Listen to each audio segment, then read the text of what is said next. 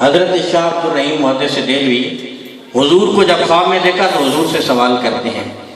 والا حضرت فاضل بریلوی رحمۃ اللہ تعالیٰ علیہ کا شعر ہے نا کہ حسن یوسف پہ کٹی مصر میں انگشت زنا، سر کٹاتے ہیں تیرے نام پہ مردان عرب. جو ادب کو سمجھنے والے لوگ ہیں وہ اس بات کو سمجھیں گے کہ اس شعر کے اندر، ان 2 لائنوں کے اندر اعلیٰ حضرت نے 6 تضاد پیش کیے ہیں. شاعر اپنے شعر میں کبھی 1 تضاد پیش کرتا ہے، کبھی 2 تضاد، اور زیادہ کوئی اچھا ہو تو وہ 3 تضاد لے آتا ہے. لیکن یہاں اعلیٰ حضرت کا اسلوب دیکھیں کہ انہوں نے اپنے اس شعر میں 6 تضاد لائے ہیں، اور تضاد کے اعتبار سے کسی کا شعر اعلیٰ حضرت کے جوڑ کا شعر نہیں ہو سکتا. حسن یوسف پہ کٹی مصر میں انگشت زنا، سر کٹاتے ہیں تیرے نام پہ مردان عرب. وہاں حسن یوسف ہے، ادھر حسن مصطفیٰ ہے. ادھر انگلیاں کٹی، ادھر سر کٹاتے ہیں. وہ ماضی کی کہانی ہے. کٹی انگشت زنا، یہاں پہ سر کٹاتے ہیں، تسلسل جاری ہے. اور ان کی انگلیاں بے ساختگی میں کٹی، وہ اپنے ہوش کھو بیٹھی. وہ حضرت زلیخا کو تانا دیا تھا نا مصر کی عورتوں نے کہ ایک غلام جس کو تم نے بازار سے خریدا ہے، اور پھر اس پہ ہی دل ہار گئی. تو حضرت زلیخا نے کہا کہ اب میں ان کو سمجھاؤں، ان کو بتاؤں، دلیلیں دوں، کسی کی سمجھ میں بات آئے گی، کسی کی سمجھ میں نہیں آئے گی. تو حضرت زلیخا نے کہا کہ اس طرح کرو، تم میرے گھر میں آ جاؤ، میں تمہاری دعوت کرنا چاہتی ہوں. 70 عالی نسب خاندانوں کی عورتیں حضرت زلیخا کے گھر میں گئیں. تو حضرت زلیخا نے ان کو پھل دیے. یہ کوئی قصہ کہانی نہیں، قرآن کی سچی داستان ہے. سورہ یوسف میں یہ پورا فلسفہ اللہ تعالیٰ نے بیان فرمایا ہے. کسی مفسر نے لکھا کہ وہ ناچپاتیاں تھیں، حضرت زلیخا نے دی، چھریاں پکڑائیں ان کے ہاتھوں میں اور کہا کہ میں یوسف سے کہوں گی وہ سامنے سے گزریں گے. جب وہ سامنے سے گزرنے لگے تو آپ نے یہ پھل کاٹنے ہیں، بس صرف آپ نے اتنا کام کرنا ہے، آپ کو پتہ چل جائے گا کہ وہ غلام ہے کہ امام ہے. تو ایسے ہی ہوا. 70 عالی نسب گھرانوں کی خواتین حضرت زلیخا کے گھر میں پہنچی. تو حضرت زلیخا حضرت یوسف کے پاس آئیں اور ہاتھ جوڑ کے کہا کہ آپ مجھ پہ ایک احسان کر لیں، ایک مہربانی کر لیں. ایک دفعہ آپ بغیر حجاب کے زنانے مصر کے سامنے سے گزر جائیں. آپ اپنے چہرے پہ نقاب رکھتے تھے، نقاب کے بغیر کسی میں اتنی ہمت نہیں کہ وہ حضرت یوسف کے حسن کا نظارہ کر سکے. تو حضرت زلیخا نے کہا کہ ایک دفعہ لاج رکھ لو اور ان کے سامنے سے گزر جاؤ. تو حضرت یوسف نے ان کی بات مان لی. حضرت یوسف جب سامنے سے گزرے، زنان مصر نے اب پھل کاٹنے تھے، انہوں نے پھل کاٹے، پھل بھی کٹ گیا، نیچے سے انگلیاں بھی کٹ گئیں اور ان کو خبر بھی نہ ہوئی. وَقَالَ تِخْرُجْ عَلَيْهِنْ، اللہ نے قرآن میں اس کا بیان کیا ہے کہ وہ جب ان عورتوں پر سے گزرے، وَقَطَّعْنَا أَيْدِيَهُنْ، انہوں نے اپنے ہاتھ کاٹ ڈالے. قُلْنَا حَاشَ لِلَّهِ مَا هَٰذَا بَشَرًا، انہوں نے کہا کہ ہم تو کہتی تھی کہ یہ کوئی بندہ بشر ہے. ان هَٰذَا إِلَّا مَلَكٌ کریم، یہ بشر نہیں، یہ تو اللہ کا کوئی مقرب فرشتہ ہے. ان کی انگلیاں کٹ گئیں. محو اس قدر ہوئی حسن یوسف میں تو بے ساختگی میں ہوا. لیکن یہاں پہ سر کٹاتے ہیں تیرے نام پہ، یہاں پہ ہوش و حواس میں لوگ حضور کے نام پہ اپنی جانیں قربان کرتے ہیں. اور اگر دیکھنا ہو تو اپنی تاریخ کو پڑھ لیں. غازی عامر چیمہ شہید کو کتنی دیر ہوئی ہے حضور کے نام پہ جان قربان کیے ہوئے. غازی علم دین شہید کو کتنی دیر ہوئی ہے حضور کے نام پہ جان دیے ہوئے. اور غازی ممتاز قادری کو ابھی 2 سال ہوئے حضور کے نام پہ جان قربان. سبحان. کوئی دیکھا ہے آپ نے ایسے شخص کے اس کو پھانسی کے پھندے کی طرف لے جایا جائے اور وہ مسکرا رہا ہو اور پھندے کو چوم رہا ہو؟ یہاں پہ بات کچھ اور ہے. جس وقت وہ پھانسی کی طرف جا رہے تھے، جلوہ بدوحا دیکھ چکے تھے، انہوں نے پھندے کو چوم لیا اور انہوں نے کہا کہ حضور کا دیدار ہونا ہے تو ایسی موت بھی قبول ہے. رہی بات زنان مصر کی تو ام المومنین حضرت سیدہ عائشہ صدیقہ رضی اللہ تعالی عنہا فرماتی ہیں کہ زنان مصر جس نے حضرت یوسف کو دیکھ کے اپنی انگلیاں کاٹ لی تھیں، اگر وہ میرے محبوب کو دیکھ لیتی تو وہ اپنے دل بھی کاٹ کے رکھ لیتی۔ تو حضرت شاہ عبد الرحیم محدث دہلوی، جہاں سے بات میں نے شروع کی تھی، انہوں نے حضور علیہ السلام سے پوچھا کہ آپ کا ہی فرمان ہے کہ انا املہ و اخی یوسف اصبہ، میں نمکین حسن والا ہوں اور میرا بھائی یوسف سبھی حسن والا تھا، تو اس نے ملی میں کشش زیادہ ہوتی ہے، تو ان کو دیکھ کے مصر کی عورتوں کی انگلیاں کٹ گئیں، آپ کو دیکھ کر بظاہر ایسا نہیں ہوا۔ تو نبی کریم صلی اللہ علیہ وسلم نے فرمایا کہ جمالی مستورات اعین الناس الف حجاب غیرۃ من اللہ، اللہ تعالیٰ نے غیرت محبت کے ہزاروں پردوں میں میرے حسن کو چھپا کے رکھا ہے، یہی بہتر ہے کہ وہ پردے میں روح پوش رہے، گر پردہ اٹھائے تو پھر کسے ہوش رہے۔ تو حضور فرماتے ہیں کہ مجھے دیکھ کر بظاہر ایسا اس لیے نہیں ہوا کہ میرے حسن کو اللہ تعالیٰ نے پردوں میں، ہزاروں پردوں میں چھپا کے رکھا ہے۔ حضور علیہ السلام تشریف لائے، بیٹھے، آپ نے اپنی قمیض مبارک میں پھٹن تھی اس کو سینا شروع کیا۔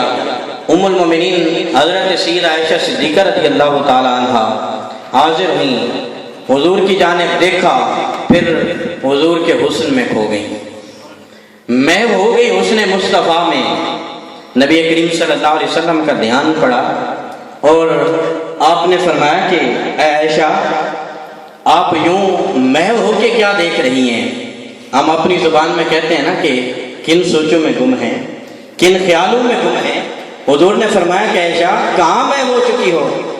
تو ام المومنین حضرت سید عائشہ صدیقہ رضی اللہ تعالی عنہ فرماتی ہیں، یا رسول اللہ صلی اللہ علیہ وسلم، ابو کبیر الحزلی یہ ایک شاعر تھا اور ایک ملکہ حاصل تھا ان کو شاعری پہ، اور اس نے ایک تصوراتی محبوب کا تخیل پیش کیا تھا۔ تو ام المومنین نے ابو کبیر الحزلی کا نام لیا اور فرمایا کہ ابو کبیر الحزلی وہ عرب شاعر آج اگر ہوتا، آپ کے زمانے میں ہوتا اور وہ آپ کو دیکھ لیتا تو پھر وہ کہتا کہ جس تصوراتی محبوب کا نقشہ میں نے کھینچا ہے وہ تمام تر خوبیاں اللہ کے نبی میں موجود ہیں۔ وہ حسن عطا کیا اللہ تعالیٰ نے نبی کریم صلی اللہ علیہ وسلم کو۔ حضرت ابو طفیل رضی اللہ تعالی عنہ یہ صحابی رسول ہیں اور روئے زمین کے سب سے آخری صحابی ہیں۔ 110 ہجری میں ان کا وصال ہوتا ہے، حضور علیہ السلام کے اس دنیا سے پردہ کرنے کے 100 سال بعد۔ حضور کا وصال 11 ہجری کے اوائل میں ہوا اور 110 ہجری میں جو آخر میں ان کا وصال ہوتا ہے، یعنی حضور کے 100 سال بعد یہ اس دنیا سے رخصت ہوئے، اور روئے زمین پہ سب سے آخری صحابی یہی ہیں۔ باقی تمام صحابہ ان سے پہلے پردہ کر گئے۔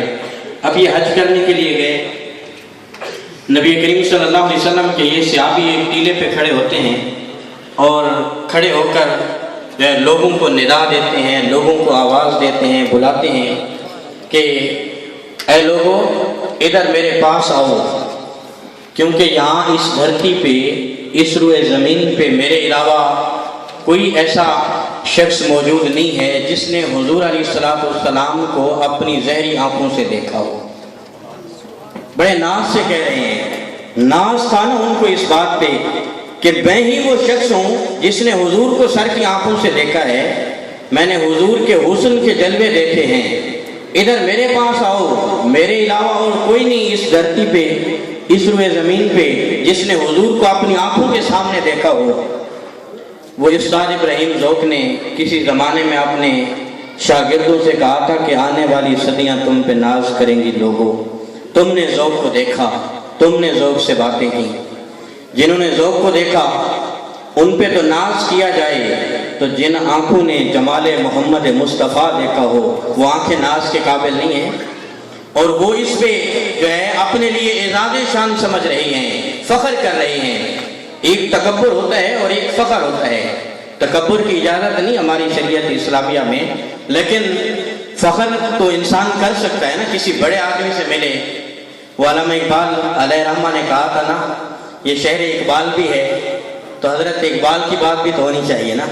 نسیم تشنہ ہی نہیں اقبال کچھ اس پہ ناغاں، فخر ہم کو بھی ہے شاگردی داغ سخندہ کا. داغ دہلوی کے پاس آپ جاتے تھے اصلاح لینے کے لیے، سیکھنے کے لیے، تو داغ دہلوی ہندوستان کے بہت بڑے شاعر تھے جن کو بلبل ہند کہا جاتا تھا. تو اقبال نے کہا کہ ہمیں ناز ہے، ہمیں فخر ہے کہ ہم داغ دہلوی کے شاگرد ہیں، ناز ہم کو بھی ہے شاگردی داغ سخندہ کا.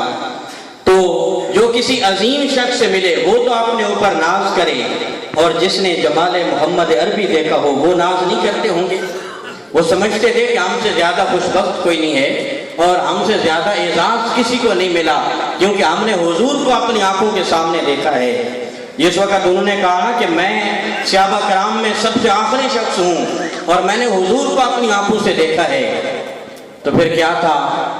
آپ کو پتہ ہے حج کے موقع پہ رش ہوتا ہے، لوگوں کا ایک ہجوم ہوتا ہے، تو لوگ ان کی طرف چل پڑے اور حضرت ابو طفیل رضی اللہ تعالیٰ عنہ کے ارد گرد ایک لوگوں کا ہجوم سا اکٹھا ہو گیا. تو اب لوگ کیا پوچھتے ہیں حضرت ابو طفیل سے؟ عقل یہ کہتی ہے، انسان کی سوچ یہ کہتی ہے کہ انہوں نے کہا ہوگا کہ ابو طفیل یہاں ہم حج کرنے کے لیے آئے ہیں، آپ نے تو حضور کو دیکھا ہے، آپ ہمیں بتائیں کہ نبی کریم صلی اللہ علیہ وسلم نے طواف کیسے کیا تھا، حضور علیہ السلام نے صفا مروہ کی صحیح کیسے کی تھی، نبی کریم صلی اللہ علیہ وسلم بطن محصر سے کیسے گزرے، حجر اسود کا بوسہ کیسے لیا. عقل یہ کہتی ہے کہ انہوں نے وہاں پہ یہ چیز پوچھی ہوگی. جو لوگ وہاں پہ حج یا عمرے کے سلسلے میں جا چکے ہیں وہ اس بات کو اچھی طرح جانتے ہیں، اور جو نہیں گئے ابھی تک اللہ اس محفل کی برکت سے ان کو بھی اپنے گھر کی حاضری عطا فرمائے. تو عقل یہی کہتی ہے، اور وہاں پہ جو لوگ گئے ہیں وہ جانتے ہیں اس بات کو کہ وہاں پہ ہر شخص کی یہ خواہش ہوتی ہے، ہر شخص کی یہ کوشش ہوتی ہے کہ ہمیں کوئی ایسا آدمی ملے جو یہاں ہماری رہنمائی کرے، ہمیں بتائے کہ صحیح طریقے سے ارکان کیسے ادا کرنے ہیں. وہاں پہ قسمت کے ساتھ جانا ہوتا ہے اور یہی کوشش ہوتی ہے کہ ہمیں ٹھیک سے ارکان بتانے والا کوئی شخص مل جائے جو ہماری رہنمائی کرے تاکہ ہم ارکان اچھے طریقے سے ادا کریں.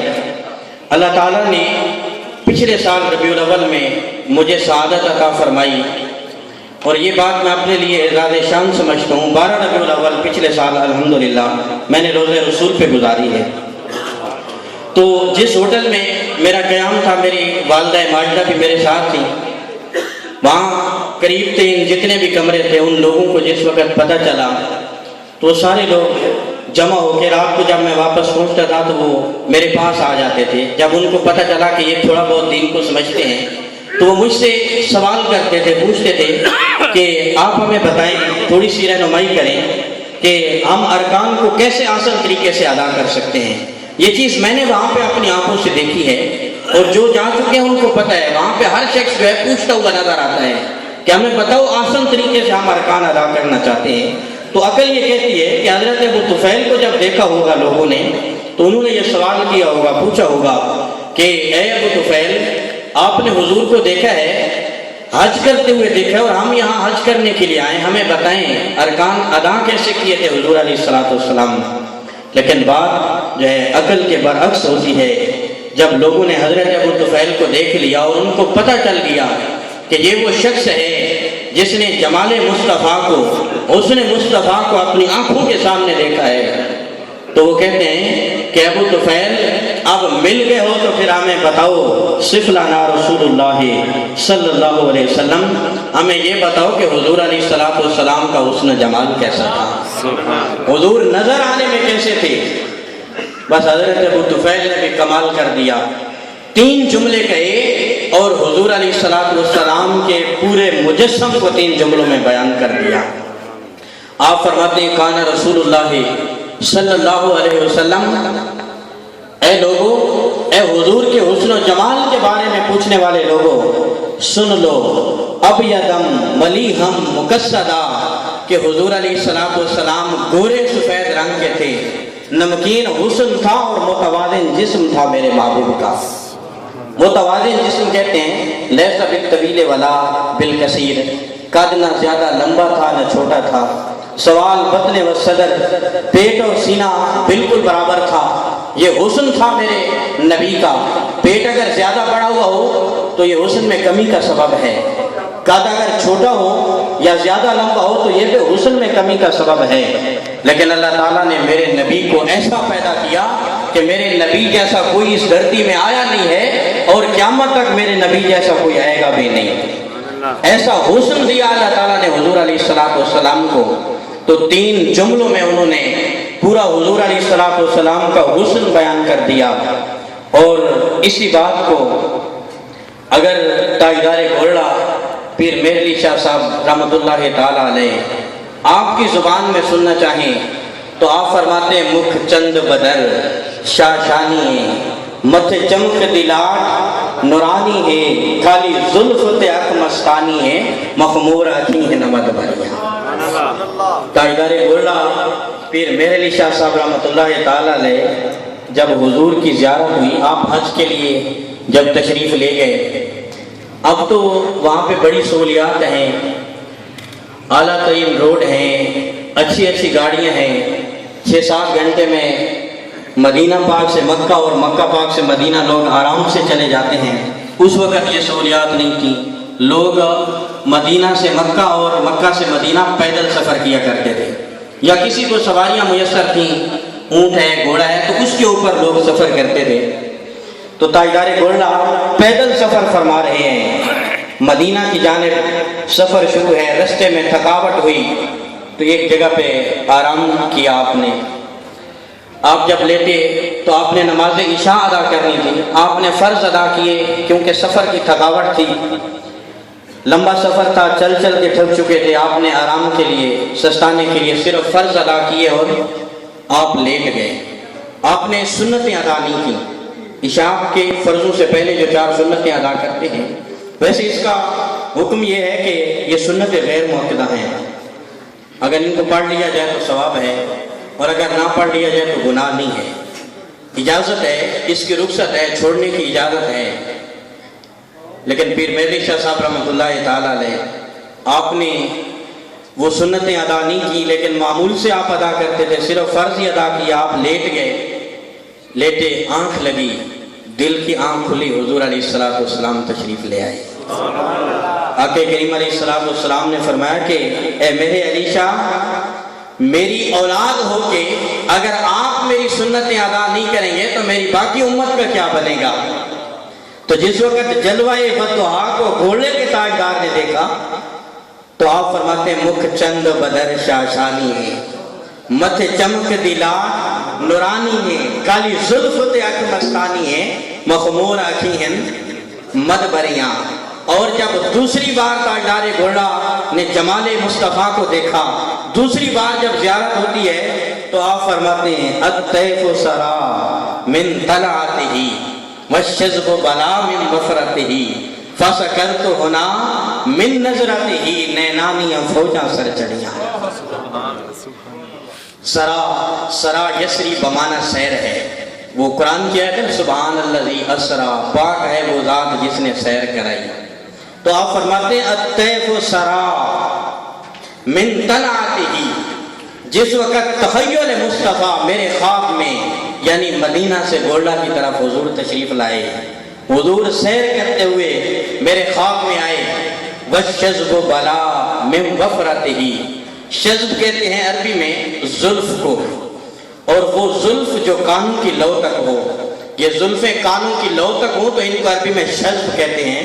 और ताजदार गोल्डा ने जब नबी करीम सल्लल्लाहु अलैहि वसल्लम को देखा, हुजूर की ज़ियारत हुई तो उस वक़्त हुजूर की मुबारक जुल्फ़ें कानों की लौ तक थीं। तो वो आपने मंजर कशी फरमाई है। आप फरमाते हैं, वश्शज़्बु बला मिन वफ़रतिही फसकरतु हुना मिन नज़रतिही नैनानी फौजा सर चढ़िया। ए जमाले मुस्तफ़ा के बारे में जानने वाले, ए हुस्न मुस्तफ़ा के बारे में पूछने वाले, क्या पूछते हो? जब उन पे नजर पड़ी, जब उन पे नजर डाली तो हर तरफ हुजूर ही हुजूर नजर आते हो।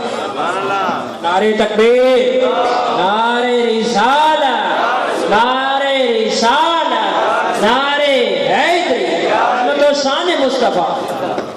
حضرت ابو ہریرہ رضی اللہ تعالیٰ عنہ فرماتے ہیں ما رأیت شیئا احسن من رسول اللہ، میں نے انسان تو دور کی بات ہے کوئی شے بھی حضور علیہ السلام سے حسین نہیں دیکھی۔ کان الشمس تجری فی وجہہ، میرے حضور ایسے تھے جیسے سورج حضور کے چہرے میں گردش کرتا ہو۔ حضرت حسان بن ثابت کہتے ہیں کہ دیکھتے کیسے، اگر کسی ماں نے حضور جیسا جنا ہوتا تو کوئی دیکھتا۔ وَأَحْسَنُ مِنْكَ لَمْ تَرَ قَطُّ عَيْنِي، آپ فرماتے ہیں کہ میری آنکھ نے آپ جیسا حسین و جمیل نہیں دیکھا۔ وَأَجْمَلُ مِنْكَ لَمْ تَلِدِ النِّسَاءُ، آپ جیسا حسین و جمیل تو کسی ماں نے جنا ہی نہیں ہے۔ خلقتا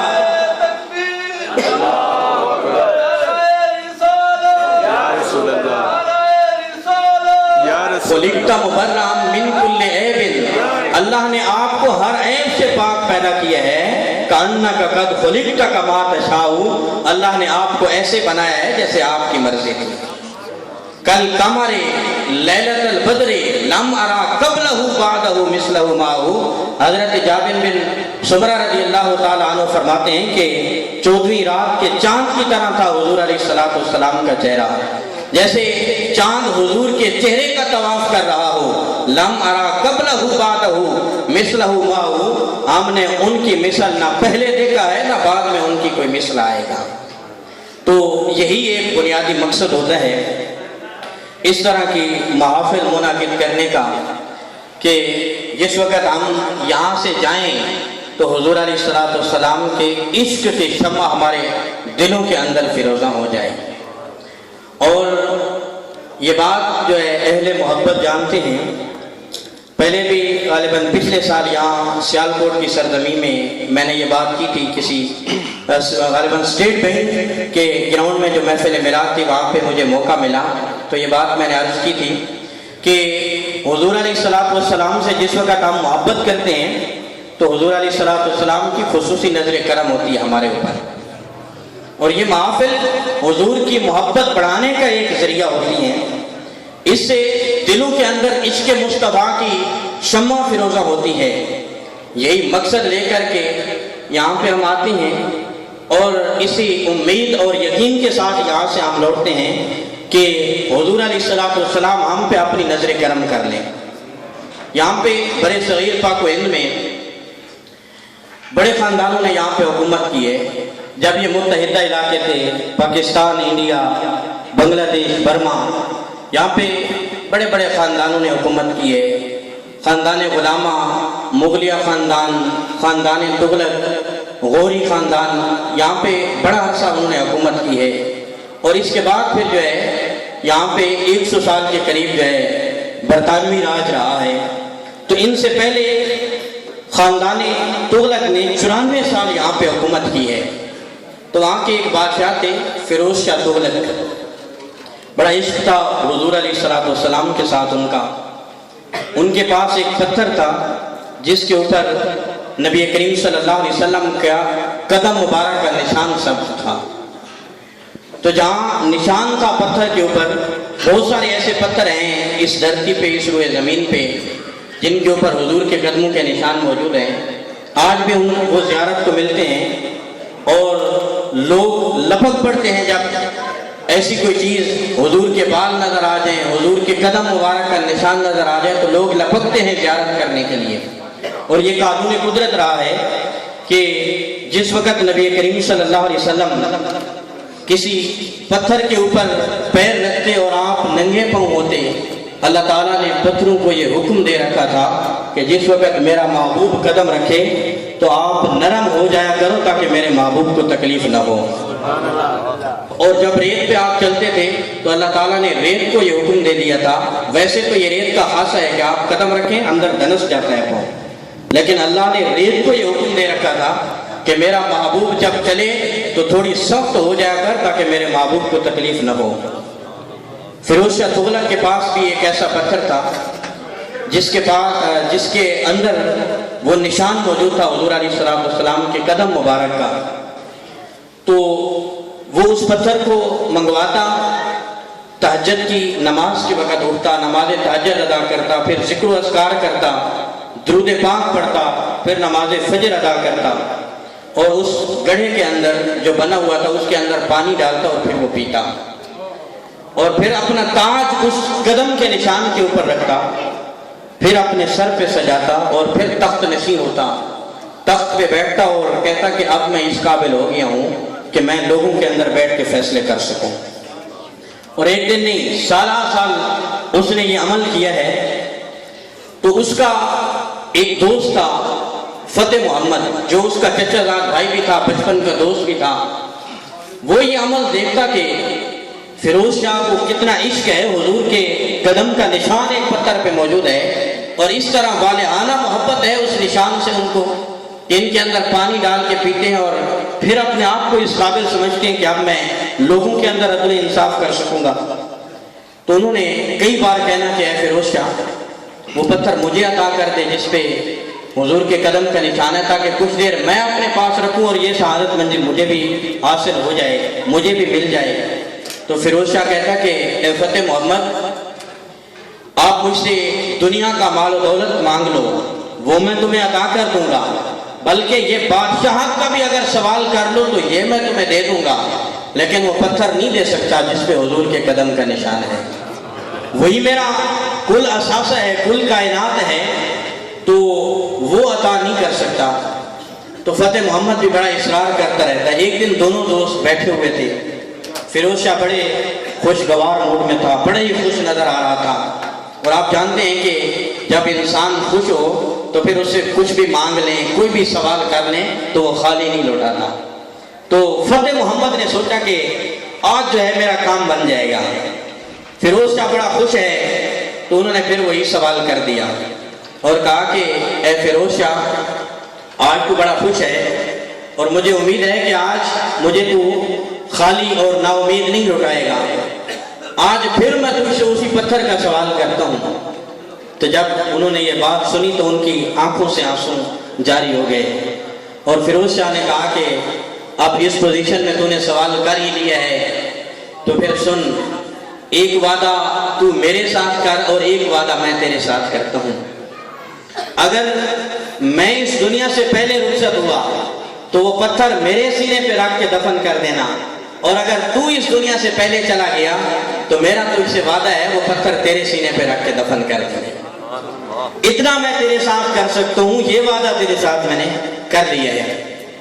اب فیروز شاہ تو اپنے محل کے اندر چلا گیا۔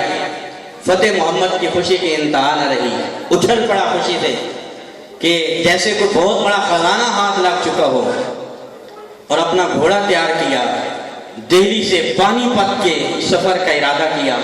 یہ بڑا لمبا سفر ہے دہلی سے پانی پت کا، اور وہاں پہ ایک بزرگ تھے، مجذوب بزرگ، حضرت کبیر الاولیاء رحمۃ اللہ تعالیٰ علیہ، تاریخ میں جن کا نام ذکر ہے، ان کے پاس یہ اللہ کے ان بندوں میں سے تھے اللہ تعالیٰ نے جن کو یہ اعزاز شان دیا تھا، اور جن کے بارے میں نبی کریم صلی اللہ علیہ وسلم نے فرمایا تھا کہ میری امت میں کچھ لوگ ایسے آئیں گے جن کے لباس پرانا، حالت خستہ، دیکھنے میں دیوانے اور مجنوں لگیں گے، لیکن ان کا کم از کم مقام یہ ہوگا اللہ کی بارگاہ میں کہ وہ اپنی زبان سے جو بھی جملہ نکالیں گے اللہ اپنی تقدیر بدل دے گا، ان کی زبان سے نکلا ہوا جملہ نہیں بدلے گا۔ ایسے لوگ میری امت میں آئیں گے۔ تو یہ ان لوگوں میں سے تھے، بہت کم بولتے تھے۔ ویسے بھی اللہ والوں کا یہ طریقہ ہے کہ وہ زیادہ لمبی بات نہیں کرتے، بات بڑی مختصر کرتے ہیں، بات میں سادہ و پیادہ، معنی میں دقیق۔ تو سفر کیا، وہاں پہ پانی پت پہنچے تو پتہ چلا ایک ان کے خادم دروازے پہ موجود تھے۔ انہوں نے کہا کہ 3 دن ہو گئے حضرت حالت جذب میں ہیں، اور اس حالت میں اگر کوئی ان کے پاس چلا جائے تو پھر وہ زندہ نہیں بچتا، اس لیے آپ نہ جائیں، وہ حالت جذب میں ہے۔ تو فتح محمد خوش ہو گیا، انہوں نے کہا کہ میری تو مراد پوری ہو گئی، آئے ہی میں موت لینے تھا یہاں پہ۔ تو اندر چلے گئے، دیکھا کہ حضرت حالت جذب میں ہیں۔ آپ نے کچھ دیر وہاں پہ توقف کیا، رکے رہے، کچھ ہی لمحے گزرے تو حضرت کبیر الاولیاء نے آنکھ کھولی، دیکھا تو حضرت فتح محمد ان کے سامنے موجود ہیں۔ تو انہوں نے پہلی بات یہ کی کہ بڑے ضدی ہو لیکن بہت پیارے لگتے ہو۔ اللہ والوں کے بارے میں حضور نے فرمایا نا کہ جواسیس القلوب، یہ دلوں کے جاسوس ہوتے ہیں، یہ دلوں کے چھپے ہوئے راز بھی جانتے ہیں۔ اللہ تعالیٰ نے ان کو وہ طاقت عطا فرمائی ہے۔ تو جان گئے کہ کتنی دیر ہو گئی ہے، ان کے دل کے اندر ایک تڑپ ہے کہ حضور کے قدم مبارک کا نشان جس پتھر پہ ہے وہ پتھر مجھے مل جائے، اور اس پتھر کو حاصل کرنے کے لیے موت لینے یہاں پہ پہنچ گئے۔ تو پہلا جملہ یہ کہا، فتح محمد بڑے ضدی ہو لیکن اس حال میں بھی بہت پیارے لگتے ہو۔ پھر دوسرا جملہ یہ کہا کہ جاؤ میں نے تمہارا کام کر دیا ہے۔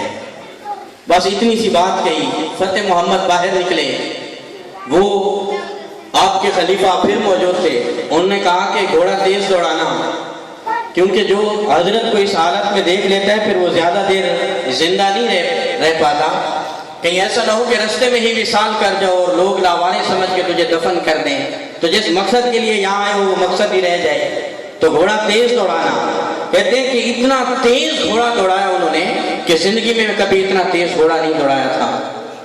تو بس جب دہلی کے قریب پہنچے، ابھی منزل پہ نہیں پہنچے تھے کہ نیند نے دبوچ لیا، سخت نیند آئی، اور نیند بھی اتنی سخت کبھی نہیں آئی تھی زندگی میں۔ اسی کیفیت میں گھوڑے سے نیچے گر گئے، بس آنکھ بند ہوئی، مدہوشی کا عالم ہوا، نبی کریم صلی اللہ علیہ وسلم تشریف لے آئے۔ حضور علیہ السلام نے اپنی باہیں کھول لی اور کہا کہ فتح محمد آ جاؤ، میرے سینے سے لگ جاؤ، میرے قدم کا نشان حاصل کرنے کے لیے اتنے تڑپ رہے تھے، دیکھو میں خود تمہارے پاس آ گیا ہوں۔ اللہ اکبر،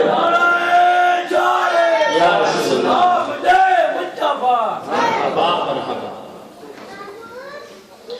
تو حضرت فتح محمد حضور کے سینے سے لگے، نبی کریم صلی اللہ علیہ وسلم نے اپنی باہوں میں لیا، وہیں پہ ہی فتح محمد انتقال کر گئے۔ خبر ادھر فیروز شاہ تک بھی پہنچ گئی، ادھر بھی زیارت ہو گئی، معاملے کا جو ہے ادھر بھی بتا دیا گیا۔ تو کچھ لوگوں نے دیکھا حضرت فتح محمد کا انتقال ہو چکا ہے، رستے میں پڑے ہیں، تو انہوں نے اٹھایا اور وہ جان گئے کہ یہ فیروز شاہ کا چچا زاد ہے، ان کا دوست ہے، لے گئے فیروز شاہ کے پاس۔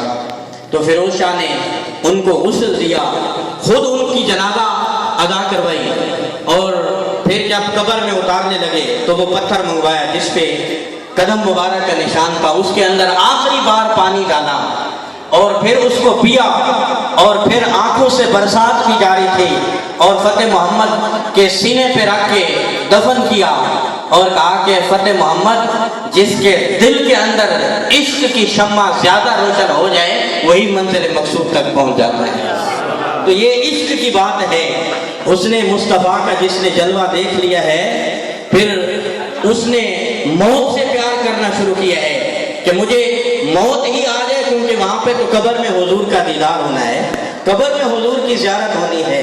تو یہی مقصد ہوتا ہے یہاں ایسی محافل کا کہ ہم یہاں سے جائیں تو ہمارے دلوں کے اندر حضور علیہ السلام کا عشق اور حضور کی محبت کی شمع فروزہ ہو جائے، اور ہمارے ایمان کا لیول بڑھ جائے، یہی بنیادی مقصد ہوتا ہے۔ حضرت ابو قحافہ رضی اللہ تعالیٰ عنہ یہ غیر مسلم تھے، مقام